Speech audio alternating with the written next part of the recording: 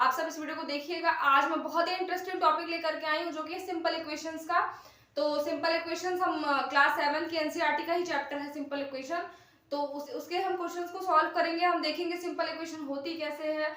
मैं क्या करती हूँ कि धीरे धीरे करके ही वीडियोस बनाती हूँ। भले एक टॉपिक को आपको 4 वीडियोस में कंप्लीट करती हूँ, बट ये है कि मैं सोचती हूँ कि आप सबके जो भी डाउट्स होते हैं वो क्लियर हो जाएं।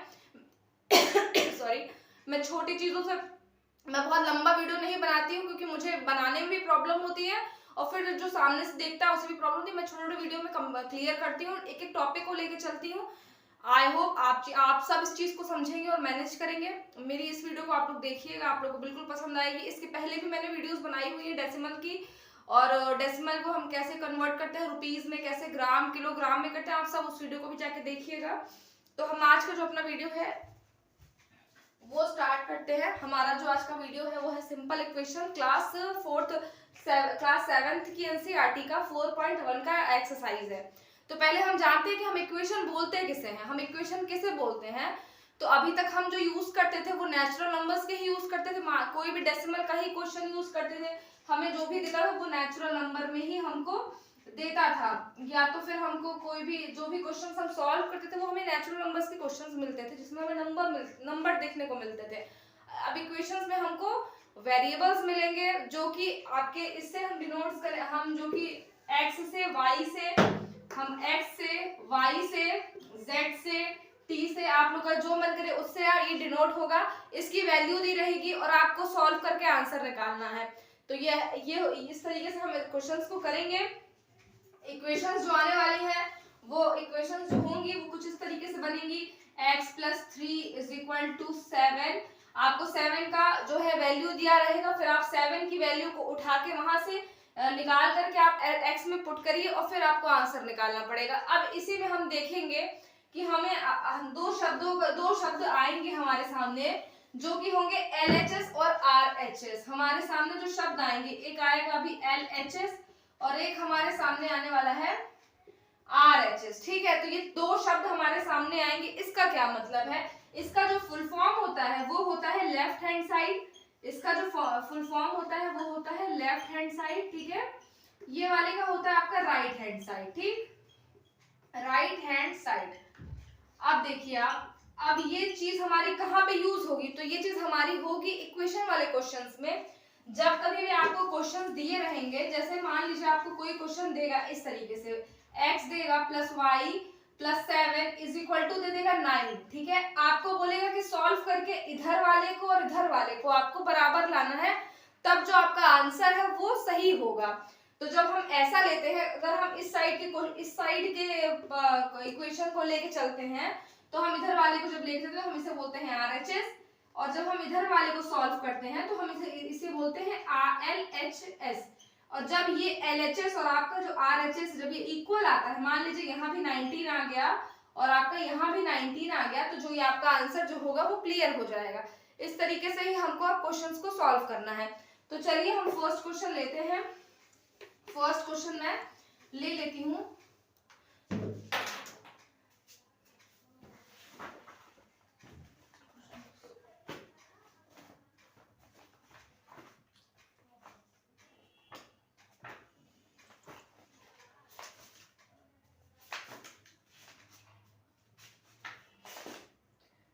चलिए मैं पहले क्वेश्चंस को एक तरफ मैं लिख लेती हूँ, फिर उन सारे को सॉल्व करा देती हूँ। देखिए फर्स्ट जो आपका क्वेश्चन है ए है वो आपका है 9 + 5 = 9, और दिया है 9 की वैल्यू दिया है आपको = 1 दिया हुआ है। ठीक है, बी वाला जो है आपका वो है 7n + 5 = 19, और फिर दिया है n की वैल्यू -2 दिया हुआ है।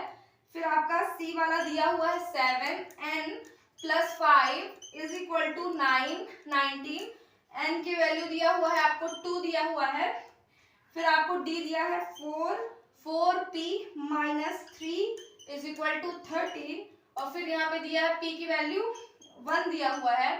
फिर आपको ये वाला ई वाला क्वेश्चन दिया हुआ है 4p - 3 = 13, और ये p की वैल्यू दिया हुआ है यहाँ पे -4। फिर दिया हुआ है आपको f दिया हुआ है 4p - 3 =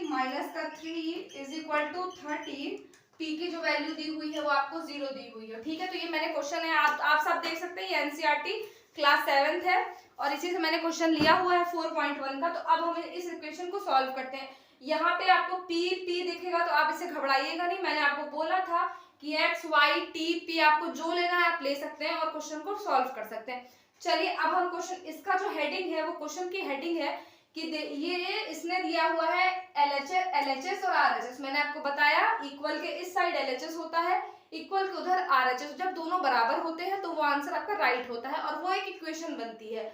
तो उसने पूछा है कि दोनों बराबर है, इक्वेशन बनती है कि इक्वेशन नहीं बनती है। जब अगर इक्वल आएगा तो हमारी इक्वेशन बनेगी और जब इक्वल नहीं आएगा तो हमारी इक्वेशन नहीं बनेगी। चलिए फर्स्ट क्वेश्चन को हम लेते हैं। पहला क्वेश्चन है हमारा n+5 इज इक्वल टू 9 दिया है, 9 की वैल्यू, n की वैल्यू दी है 1, ठीक है। ये क्वेश्चन है, आप सबको दिख रहा होगा।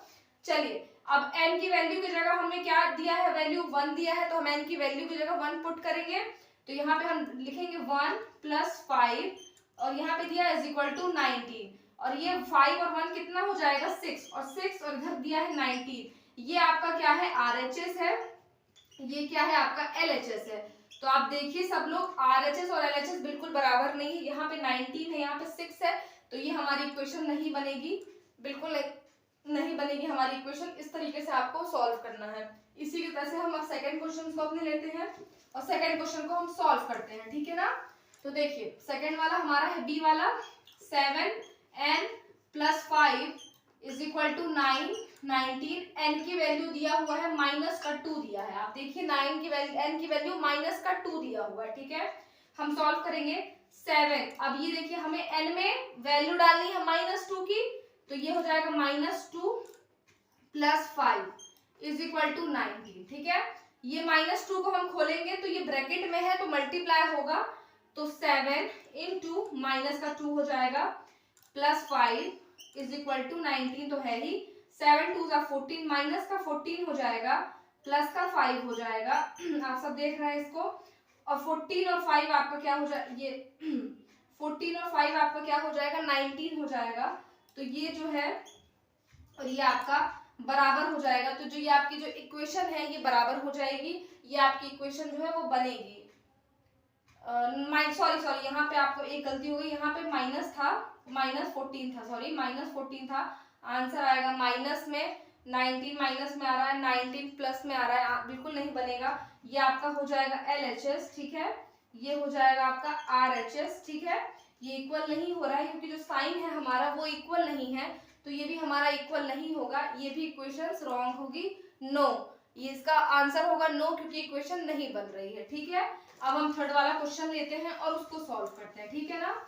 अब हम थर्ड क्वेश्चन को लेते हैं। अब हमारा थर्ड दिया है 7n+5 is equal to 19, n is equal to 2 दिया है। अब आप देखिए 2 दिया है यहाँ पे, अब हमें फिर वैसे ही करना है। तो 7n की जगह हम 2 n की जगह पे हम 2 वैल्यू डालेंगे, वैल्यू को पुट करेंगे 5 + 19, ठीक है। 7 2 अब हम 7 इंटू 2 करेंगे +5 करेंगे is equal to 19। 7 2 14 + 5 is equal to 19। अब यहाँ पे माइनस का कोई साइन नहीं है पुराने वाले की तरह, तो 14 और 5 कितना होता है आप सबको पता है 19 इज इक्वल टू 19। आपका ये हो गया LHS, ये हो गया आपका RHS, ठीक है। तो ये क्या हो जाएगा, आपकी इक्वेशन बनेगी। इसको हम लिख सकते हैं यस, ठीक है, हम इसे लिख सकते हैं यस, ये आपकी इक्वेशन बनेगी। तो चलिए हम थर्ड वाला भी हमारा सॉल्व हो गया। अब हम फोर्थ क्वेश्चन को लेते हैं। हमारा जो फोर्थ क्वेश्चन है वो है 4p - 3 is equal to 30। p की वैल्यू दी है हमारी 1, ठीक है। चलिए 4 ब्रैकेट में 1, हम यहाँ p की जगह पे 1 पुट करेंगे, -3 इज इक्वल टू 30, ठीक है। 4 1 ये मल्टीप्लाई करेंगे, -3 is equal to 13। 4 1 4 -3 is equal to 13। 4 - 3 हमारा 1 हो जाएगा इज इक्वल टू 30। हमारा RHS LHS बिल्कुल भी बराबर नहीं है, यहाँ भी इक्वेशन हमारी नहीं बनेगी, हमारी इक्वेशन यहाँ भी नहीं बनेगी। ये नॉट इक्वल है, आप देख सकते हैं बिल्कुल इक्वल नहीं है। 1 और हमारा 13 बिल्कुल भी इक्वल नहीं है, इक्वेशन नहीं बनेगी। हम इस अब ये आप देख सकते हो हमारा 5 वाला क्वेश्चन को हम सॉल्व करते हैं, जो कि हमारा है 4p - 3 is equal to 13, P की वैल्यू अब दी है यहाँ पे माइनस का 4 दिया है। अब तो 4 हमने लिया, यहाँ पे हम 4 पी की जगह 4 पुट करेंगे, -3 इज इक्वल टू 13, ठीक है। अब देखिए 4 1 जा 4, तो 4 इंटू 4, क्योंकि हम ब्रैकेट को खोलते हैं तो मल्टीप्लाई होता है, माइनस का 3 इज इक्वल टू 13, 4 4 जा 16, माइनस का 3 इज इक्वल टू 13, 16 में से 3 जाएगा तो 16 15 14 13 आएगा, 13 इज इक्वल टू 13। तो हमारा क्या हो जाएगा, ये हमारी इक्वेशन बिल्कुल बन रही है। LHS is equal to RHS हो रहा है, क्यों, क्योंकि 13 और 13 हमारा इक्वल है, तो ये इक्वेशन हमारी बन रही है। बिल्कुल आप लोगों को समझ में आ रहा होगा। नेक्स्ट हम क्वेश्चन को लेते हैं, लास्ट वाले को, जो कि है हमारा 4p माइनस का 3 इज इक्वल टू 13 और p की वैल्यू दिया है 0, ठीक है। तो हम p की जगह पे हम 0 वैल्यू को पुट करेंगे, माइनस का 3 इज इक्वल टू 30, ठीक है। अब 4 0 जा 4 इंटू 0, माइनस का 3 इज इक्वल टू 30, 4 0 जा 0 हो जाएगा, माइनस का 3 इज इक्वल टू 30, इधर का हो जाएगा आपका, इधर का आपका 0 में से 3 जाएगा तो 3 ही आएगा, ये वो भी माइनस का है, तो बिल्कुल देख सकते हैं आप लोग ये भी बिल्कुल अनइक्वल है। तो LHS इज इक्वल टू आपका RHS नॉट इक्वल है, ये भी इक्वेशन आपकी नहीं बनेगी, क्योंकि यहाँ पे 13 था, यहाँ पे 0-3 है। ये तो आपको समझ में आ ही रहा होगा। तो आप, और आई होप आप सबको ये चैप्टर बहुत अच्छे से समझ में आया होगा, और मैं आगे भी ऐसे काफी इसके रिलेटेड से